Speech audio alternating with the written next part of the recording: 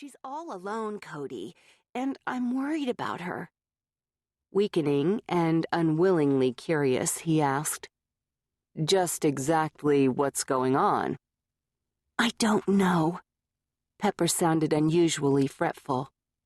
"But she's been nervous and edgy lately, and I think she's afraid. There was some kind of trouble right after she inherited the place from an uncle, but I think that was legal stuff.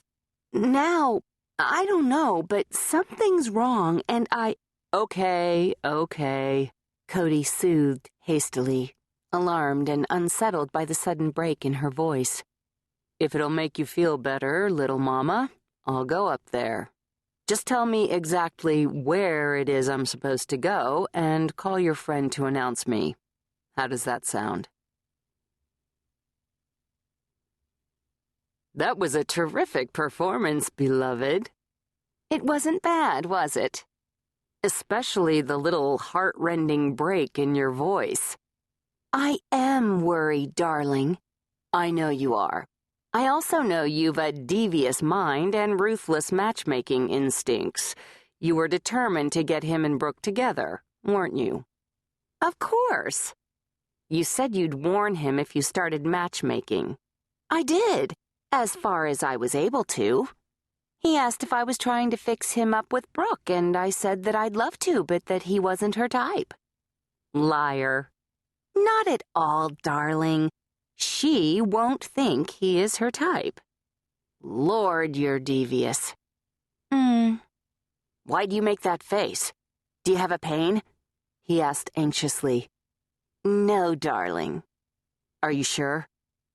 Pepper sighed. 2 months is going to pass slowly.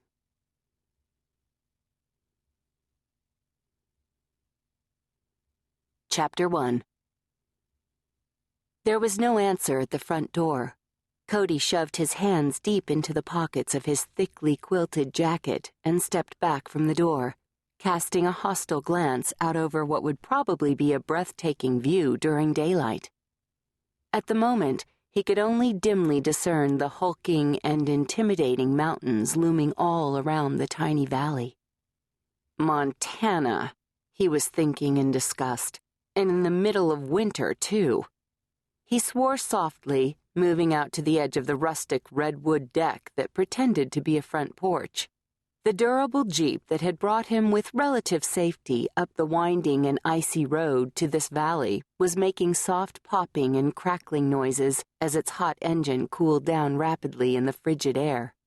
Only those sounds, and an occasional whine from the wind high above, disturbed the silence. Cody took care in stepping off the deck, avoiding the 2 shallow steps which, he'd discovered only moments before, were slippery.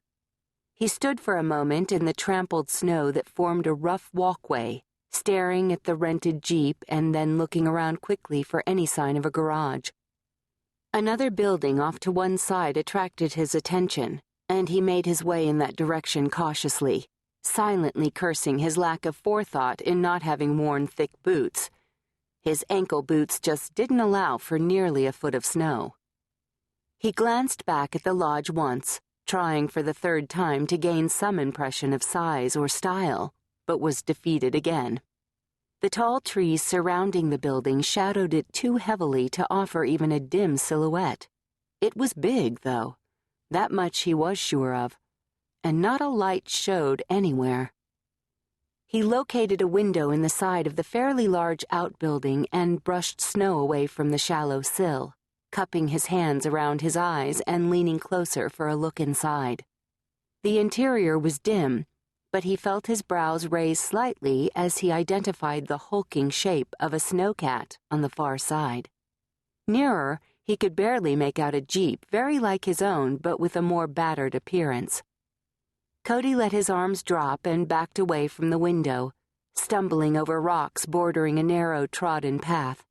Regaining his balance and absently watching his quiet curses assume a misty shape in the cold air, he began to follow the path that led between the garage and the lodge around to the back. Where the hell was the woman anyway? Cody wondered. He was sure that Pepper had let her friend know that he was coming. She wasn't